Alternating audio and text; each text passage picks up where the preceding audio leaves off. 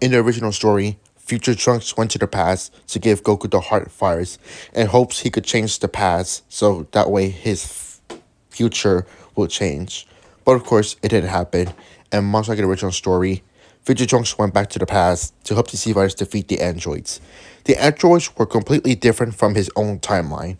They're not that much of a menace like his androids are, and mostly a lot of events plays out the same there. But in this timeline, this brand new timeline, what if Future Trunks' warning has changed the timeline completely?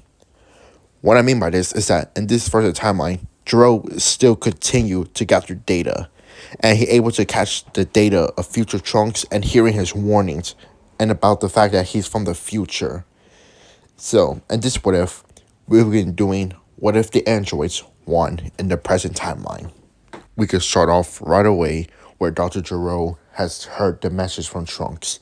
Not only he's shocked that there's a future boy from the present timeline, no, for the future timeline, but now he has to deal with the Sea Fighters preparing because now they know the androids are coming and know where his location would be at.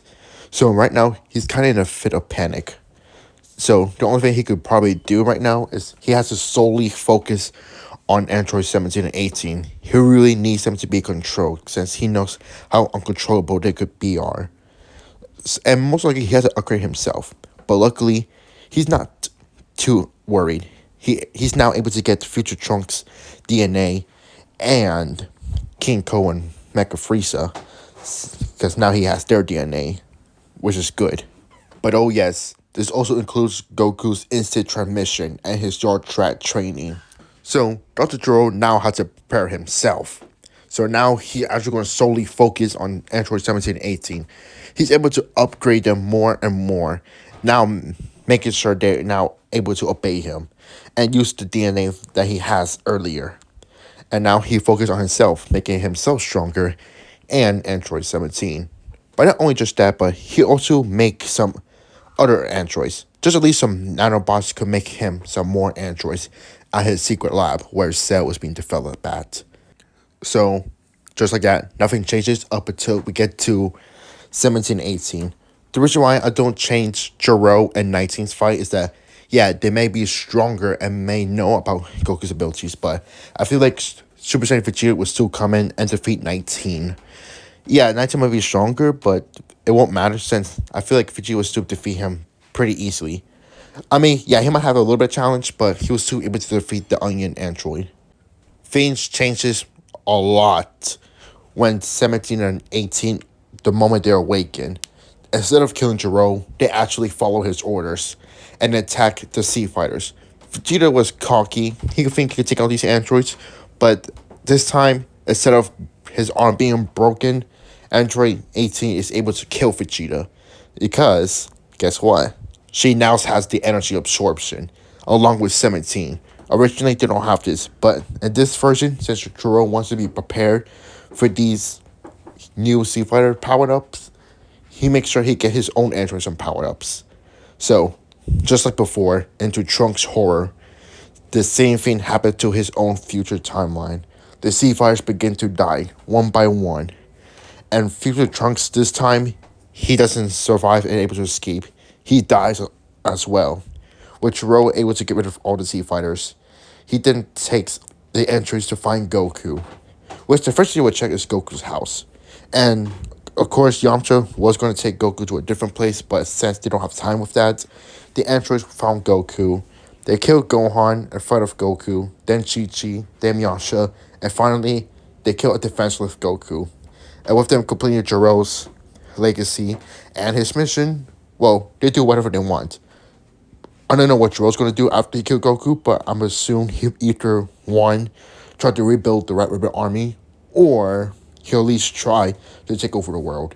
Which I would say he'll probably take over the world. And the androids do destroy whatever they want for fun.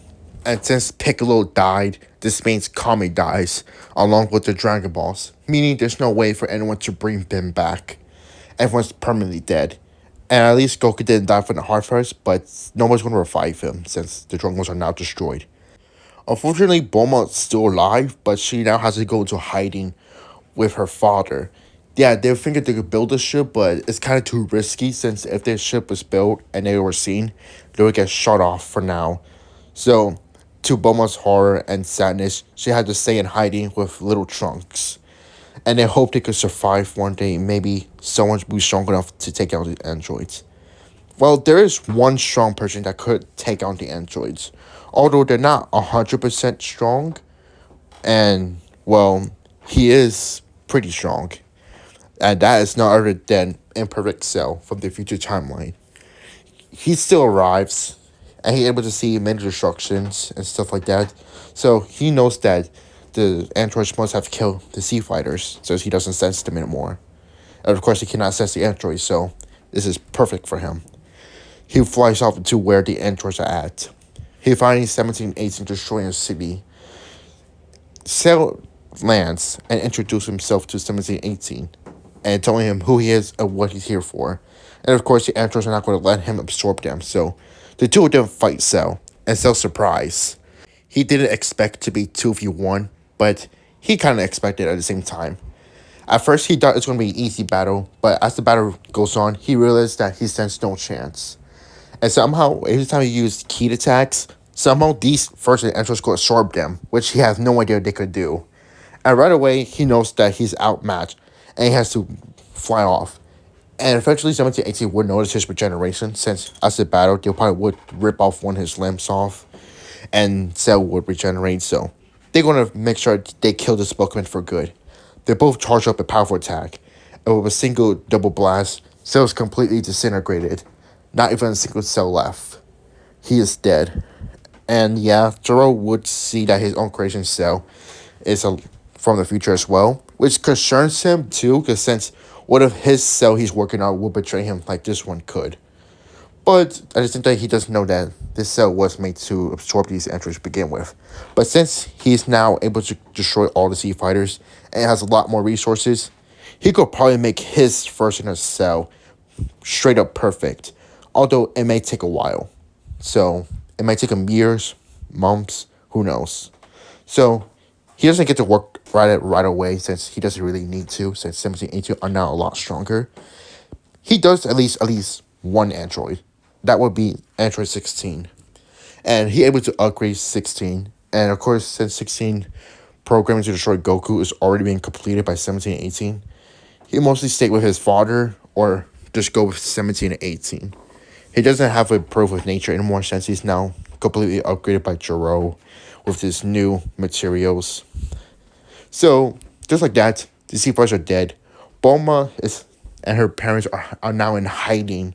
At least try to help some survivors to go to hiding as well. But this is what happens like that in during 7 years.